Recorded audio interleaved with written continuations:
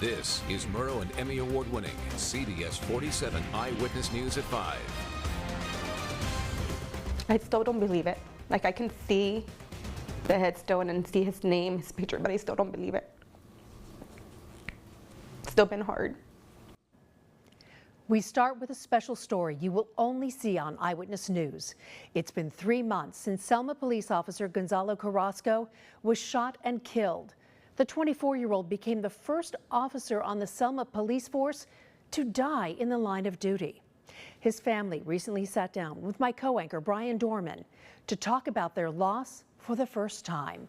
Brian? Catherine, we all know Gonzalo Carrasco as a police officer, a hero. But to his family, Gonzalo was so much more.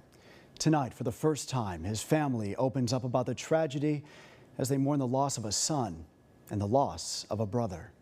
Inside this house in Reedley, there is a lot of love. There's a lot of support.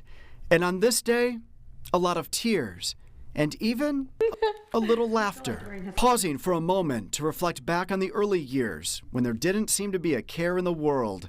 Family vacations, school day pictures, and milestone moments captured in pictures neatly placed in these photo albums. It was as if time stood still. Today, for the Carrasco family, time stands still for a different reason, one that has broken the hearts of those left behind. As the firstborn, Gonzalo's sister Alma lost on January 31st the person she spent most of her time protecting. So every night before I would go to bed, I would always pray for him to be safe and for him to come home.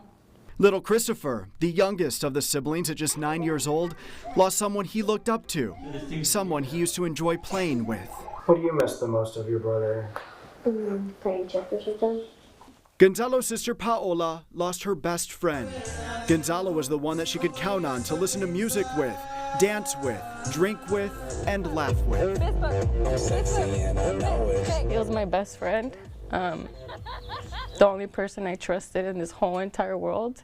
We did everything together. Everything. When he started working, he became a workaholic. And I would text him like, hey, like, I miss you. Like, where are you?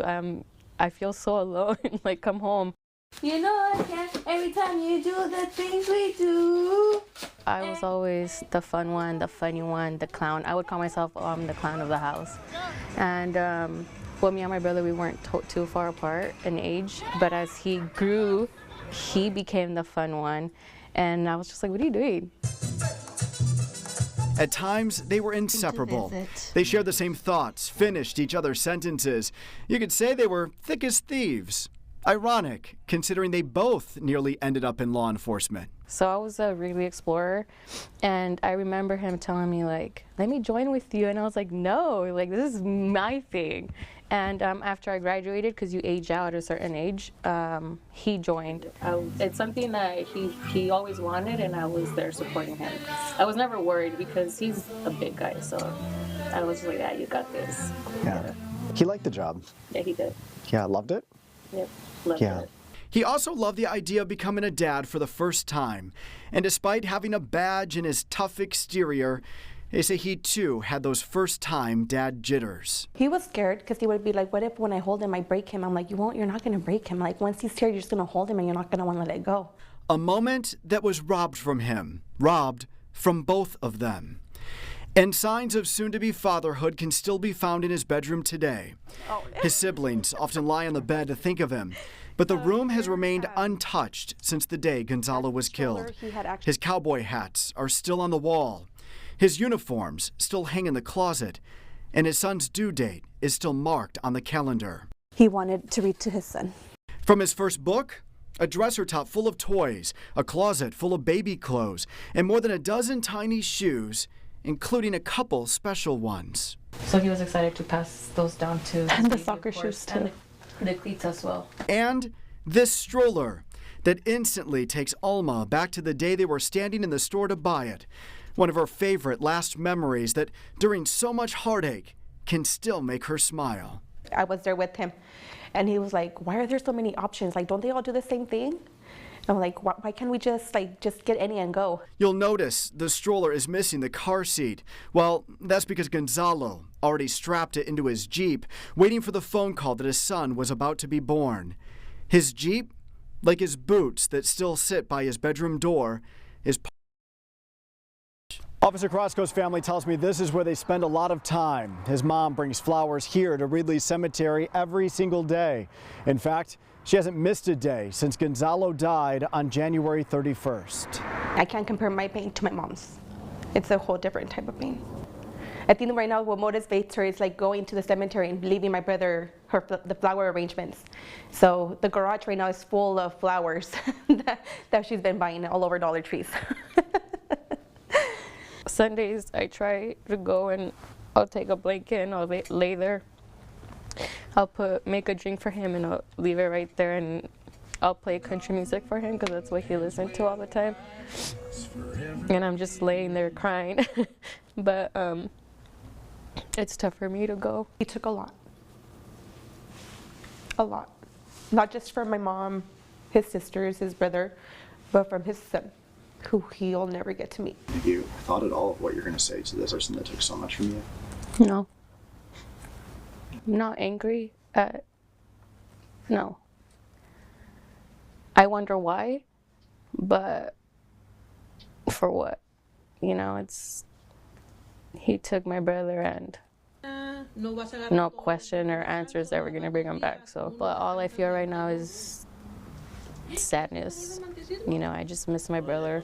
Maybe later I'll feel anger towards the person. For now, the sisters are focused on healing, on being there for their parents, their younger brother, Christopher, and of course, for baby Maximus. I feel like I have to be strong for my mom, so that she doesn't see me, so that she won't start crying, or for my little brother, because I know he's had a hard time too. Because he would play with him a lot. So there was a time when he brought it up to my attention that he can't get it out of his head, that he needed to see my brother. So it's hard. So the night times are when I get to cry in silence. How was work, brother? But I can't make noise because then they'll wake up. That I love him a lot. Even though I would tell him all the time that I love him. And I'm proud of you.